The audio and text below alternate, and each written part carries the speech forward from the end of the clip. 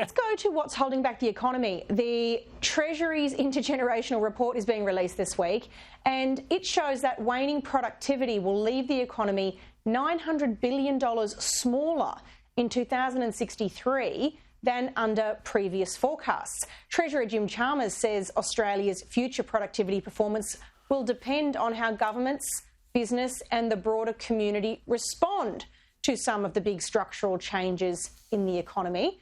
Well, I agree with him so far, but then he adds, like the impact of climate change. I'd feel productivity, like workplace reform, like energy costs, like getting inflation under control should have been top of his list. But what do you think, James?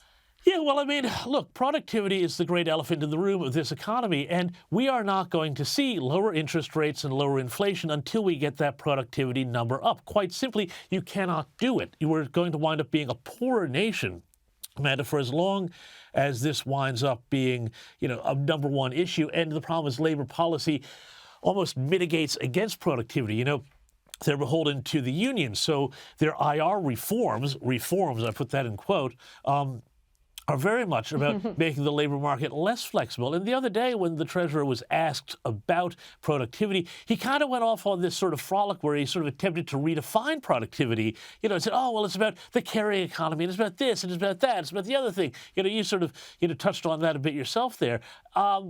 I just don't know that this is actually the real hard-nosed reform that we need. And that's going to include taxes. It's going to include a lot of things about the way we structure this economy, because there's none of that reforming spirit of Hawke or Keating, much less John Howard, around this government.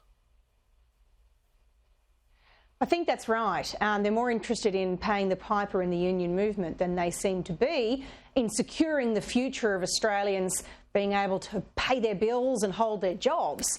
It's all a little bit messed up. Thank you very much, James Morrow, for your time and for your thoughts tonight.